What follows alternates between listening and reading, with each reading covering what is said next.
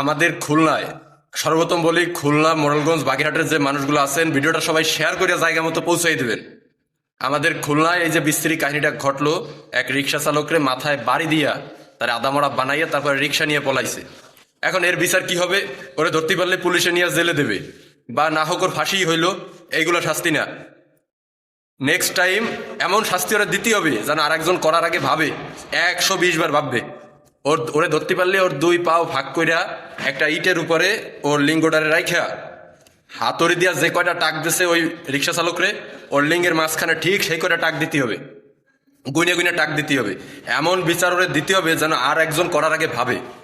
তা আপনারা যদি আমার কথার সাথে একমত হয়ে থাকেন, এই ভিডিওটা 100 শেয়ার চাই, আমি 100 শেয়ার চাই। ওর লিঙ্গের উপরে নিচে ইট রাইখা হাতুড়ি দিয়ে উপরে টাকাইতে হবে যে কয়টা টাক ওই রিক্সাওয়ালারে দিছে। তারপরে যদি বাইচে থাকে তখন আইনগত ব্যবস্থা নেওয়া হবে। ধন্যবাদ, ভিডিওটা শেয়ার করেন সবাই দ্রুত।